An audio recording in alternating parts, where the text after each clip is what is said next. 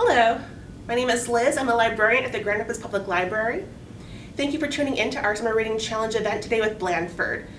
We have an exciting story and some fun songs to sing, but first, a special thank you to the Grand Rapids Public Library Foundation, whose generous support funds the Summer Reading Challenge and other fun Grand Rapids Public Library programs.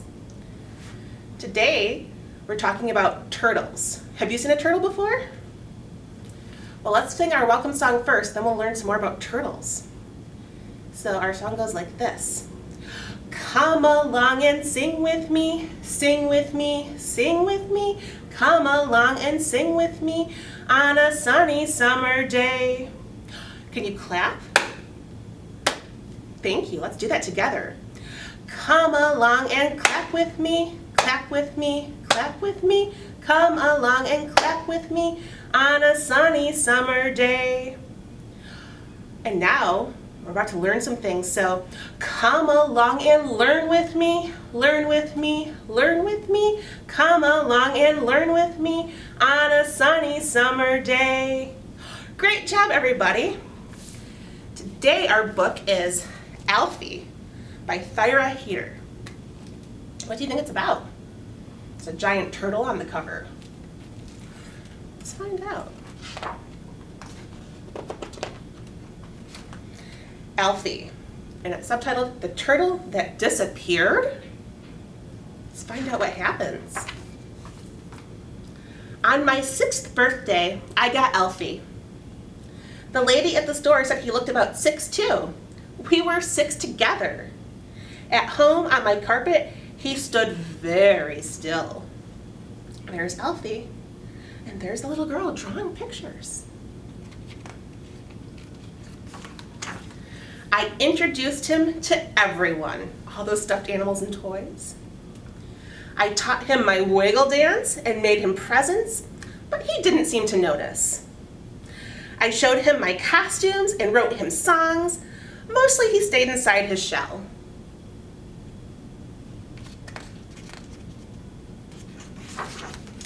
Every day I told him stories, like how Dasha got new overalls and how Ruth lost a tooth and how Peter from downstairs got a fish. I even told him my best joke about the walrus wearing pants, but he didn't seem to get it. It sounds like a good joke, doesn't it?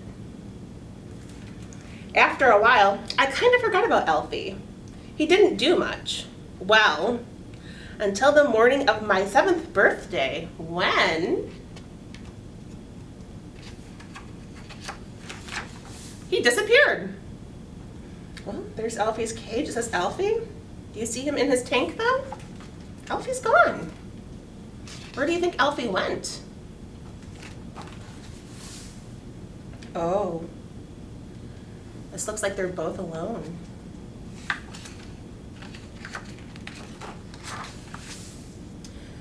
Oh, I think maybe we're from Alfie's perspective now, which means we're seeing the story from Alfie's eyes, what Alfie sees and thinks. When I first saw Nia, I knew she was special. She told me that I was 6, and she was 6 too. I had never been 6 before, but I was happy we were 6 together. Her home tickled my toes, but she smelled nice, so I was calm. See the carpeting tickling Alfie's toes? And Nia's drawing a picture of Alfie. I think Alfie likes it. She had tons of friends. Look at all those friends. Nia taught me to dance. I practiced wiggling inside my shell. She gave me presents. I had never been given presents. That's very nice. She made me laugh and laugh and laugh. That's what turtle laughs look like, I think, don't you? How could I make her as happy as she made me? I had to think. And think and think. Nia was planning her 7th birthday. She told me we were going to be 7 together.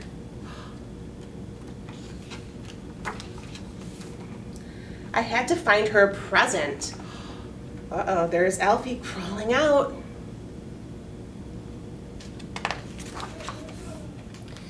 There were some good options behind the couch, but they were too dusty. See a puzzle piece? Looks pretty fun. I looked in all the corners and shadows and cracks. A bobby pin, some shoes, if Elfie's crawling into a slipper, maybe that would be a good present. But I found some great places, but no great presents. Oh no.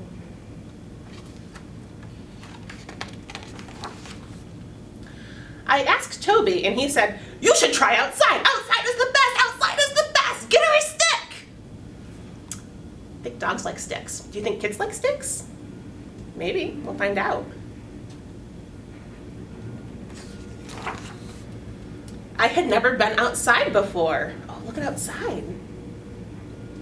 I climbed past stinky things and sweet things, but nothing as fun as Nia. I had to keep looking. I had to take a risk. I crunched through the reds and oranges and yellows, but the longer I looked for a special one, the browner they got. I found a nice blue cap, but it was too small for Nia's head. Oh, Elfie. There is nothing in the desert. What do you think the desert might be? I just want to also show you, look at these leaves. What season do you think this is? But if we go back, they're all green and there are flowers. What season do you think that is? Maybe we'll find out. My toes were cold and my heart was sad. I would never find a present as special as my friend. The snail said all I needed was a good rest.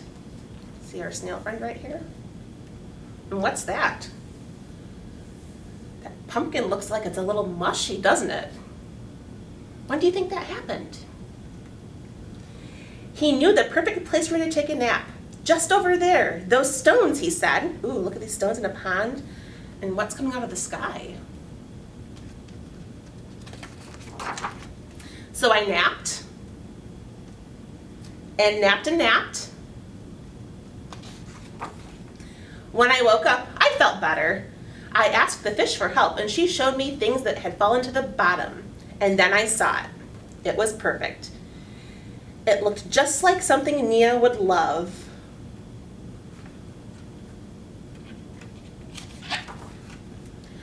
I had to rush to the party. When I finally got over the rocks, the snail said, "That was fast." I was right on time. There she was. What does that balloon say? It's the number 8. I could tell Nia was very surprised and happy I had brought her the perfect present. Now we were 7 together.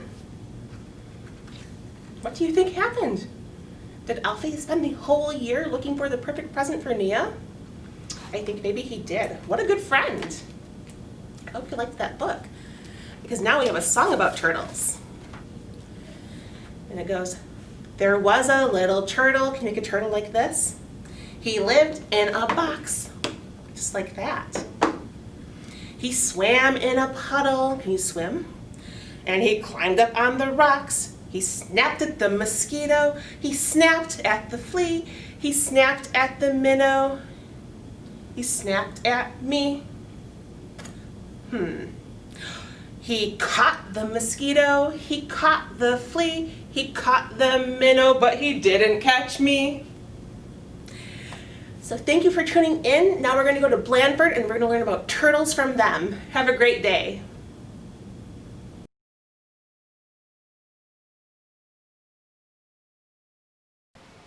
This is Blandford's painted turtle, Leonardo. And Leonardo lives at Blandford Nature Center because when he was living in the wild, he was attacked by a predator. And that predator chewed off his front left foot. And if you're wondering about what kind of animals are predators to turtles, you're probably thinking it's going to be difficult to chew the turtle's shell. You're right, because a turtle's shell is made of bone. It's part of their spine and their ribs all fused together. Their carapace and their plastron is all bone. So when predators are going after turtles, they're chewing off the limbs, the head, or the tail. So whatever got to him, because he's an aquatic species of turtle, I'm going to guess it's a kind of predator that spends time near the water, like a weasel, a fox, coyote, raccoon, or maybe even a dog that was able to get off of its leash. Because believe it or not, when we let our dogs off the leash and we go into forested areas or near wetlands, they do wreak havoc on wildlife because they think they need to attack them in order to protect their humans. So for this painted turtle, now that he's missing that front left leg, it's going to make it really difficult for him to get around. You'll notice when he's swimming, he has to work really hard with his front right leg to make up for basically the lack of paddle on his front left leg. Because what hopefully you've known about aquatic turtles is that similar to other aquatic animals, they have webbed feet. They have webbing between their toes.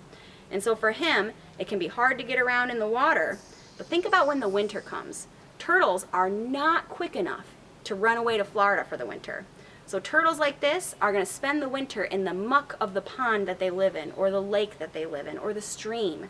And so they're going to bury themselves head first, deeper into the soil. As it gets colder, they're going to go deeper. As it gets colder, they're going to go deeper.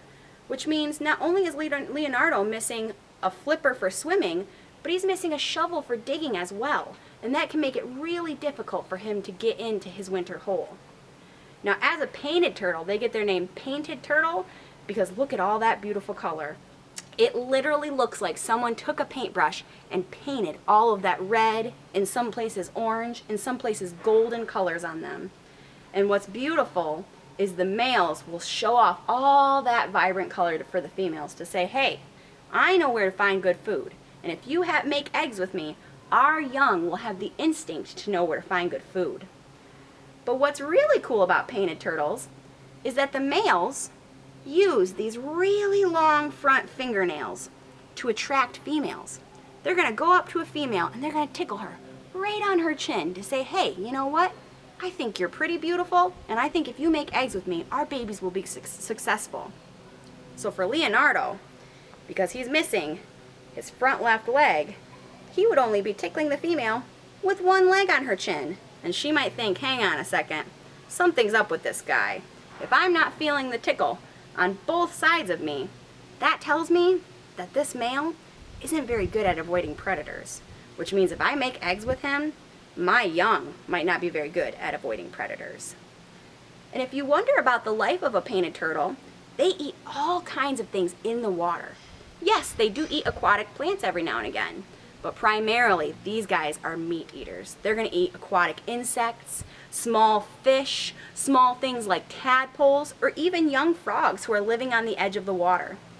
And it's amazing to think about the fact that scientists use the word beak to describe a turtle's mouth, similar to how we use the word beak to describe a bird's mouth, because it's very firm and they can use that to chew through the hard-bodied insects, the scales of fish, or even the bones inside that tadpole that they might be eating. Another thing that we can look at while we're looking at Leonardo is the pattern on his plastron. Believe it or not, you can tell a turtle species by looking at their plastron.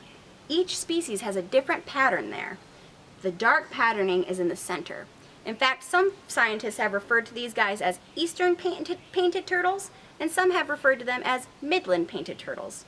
And when I say midland, I think middle, and then I remind myself the pattern is in the middle. So that's a helpful way for me to remember.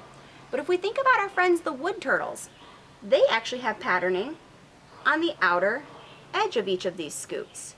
So their pattern is going to look very different than the pattern of a painted turtle. Keep your eyes out in the summertime because you'll catch these guys basking on top of logs or rocks in the water, trying to soak up some of those UV rays to keep themselves warm, but also to incorporate the vitamins into their shells and their skin. So thank you all so much for letting me introduce you to Leonardo, Blandford's male painted turtle.